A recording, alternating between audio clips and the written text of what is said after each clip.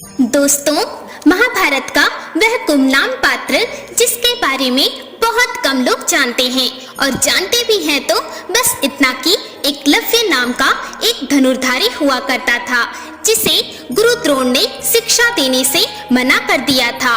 और जब उसने उनको गुरु मानते हुए धनुर्विद्या में पारंगत हासिल कर ली तो गुरु द्रोणाचार्य ने गुरु दक्षिणा के रूप में उससे उसका अंगूठा मांग लिया। लेकिन दोस्तों, आज के वीडियो में हम जानेंगे कि अंगूठा काटने के बाद एकलव्य का क्या हुआ था और वह कौन था जिसने एकलव्य का वध किया था। महाभारत के अनुसार द्वापर युग में प्रयागराज के निकट श्रृंगवीरपुर नाम का एक राज्य हुआ करता था और उस समय उस राज्य के राजा हिरण्यधनु थे। एकलव्य हिरण्यधनु का ही पुत्र था। महाभारत काल में निषाद जाति को शूद्र माना जाता था। एकलव्य के बचपन का नाम अभिद्युम्न था, हालांकि लोग उसे अभय नाम से बुलाते थे। वहीं हरिवंश पुराण के अनुसार एकलव्य हिरण्यधनु का दत्तक पुत्र था जिसका जन्म भगवान श्री कृष्ण के चाचा के यहाँ हुआ था। परंतु ज्योतिषों ने उस बालक की कुंडली देखी और उसके भविष्य के बारे में पिता को बतलाया तो उन्होंने अपने भतीजे यानी कि श्री कृष्ण की सलाह पर एकलव्य को हिरण्यधनु को सौंप दिया था। अर्थात हरिवंश पुराण के अनुसार माने तो एकलव्य वास्तव में एक क्षत्रिय राजकुमार था। एकलव्य बचपन से ही कुशाग्र बुद्धि का धनी था और जब 5 वर्ष की आयु में उसकी शिक्षा कुलीन गुरुकुल में आरंभ हुई तो उसकी लगन, बुद्धि, एकनिष्ठता को देखते हुए गुरु ने उसका नाम एकलव्य रख दिया। उसी गुरुकुल में एक बार पुलक मुनि ने जब एकलव्य के धनुष बाण सीखने की लगन और आत्मविश्वास से भरा उसको देखा तो उन्होंने निषाद राज हिरण्यधनु से कहा कि के पुत्र एकलव्य में एक बेहतरीन धनुर्धारी बनने के सारे गुण मौजूद हैं। बस इसके लिए एक अच्छे गुरु के मार्गदर्शन की जरूरत है। पुलक मुनि की बात से प्रभावित होकर राजा हिरण्यधनु अपने पुत्र एकलव्य को द्रोण जैसे महान गुरु के पास ले गए और उनसे एकलव्य को अपना शिष्य बनाने का आग्रह किया।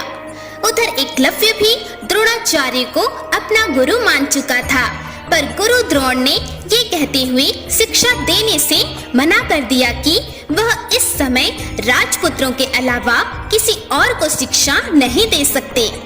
गुरु द्रोण की बात सुनकर एकलव्य और उसके पिता निराश होकर वहां से लौट आए, परंतु एकलव्य द्रोणाचार्य को अपना गुरु मान चुका था।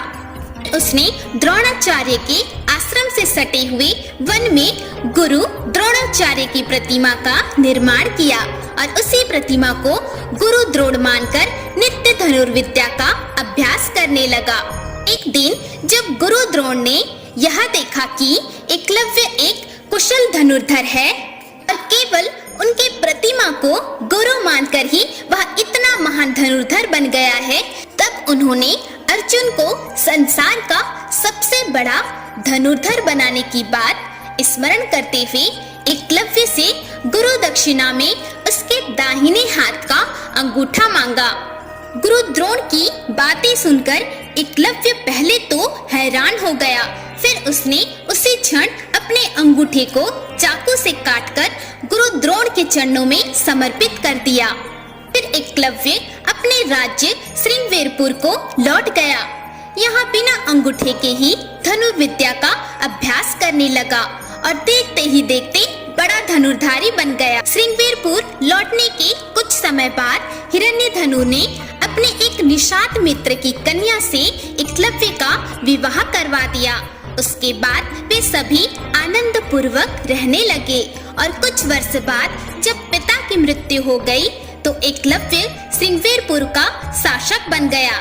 शासक बनने के बाद एकलव्य ने निषाद जाति के लोगों को साथ लेकर एक सशक्त सेना और नौसेना गठित किया और अपने राज्य की सीमाओं का विस्तार भी करता रहा। इसी क्रम में वह मगध नरेश जरासन से जा मिला। जो कि भगवान श्री कृष्ण का सबसे बड़ा शत्रु था। विष्णु पुराण की माने तो जरासंध से मित्रता करने के बाद एक बार वह द्वारका के विरुद्ध जरासंध के पक्ष में युद्ध करने गया, जहां उसने देखते ही देखते पूरी यादव सेना का वध कर डाला। उधर इस बात का पता जब भगवान श्री कृष्ण को चला तो वे उससे मिलने आए और उन्होंने देखा कि वह दाहिने हाथ के महज 4 उंगलियों के सहारे धनुष बाण चला रहा है। यह देखकर श्री कृष्ण को यह ध्यान आया कि भविष्य में होने वाले महाभारत युद्ध में एकलव्य पांडवों के लिए खतरा बन सकता है, इसलिए अभी उसका वध करना आवश्यक है। और वह एकलव्य के साथ युद्ध करने लगे, जो काफी देर तक चला और अंत में श्री कृष्ण के हाथों एकलव्य वीर गति को प्राप्त हो गया। इस प्रकार गुरु दक्षिणा में अपने अंगूठे को देने वाले महान एकलव्य का वध भगवान श्री कृष्ण के हाथों ही हुआ था। हर हर महादेव।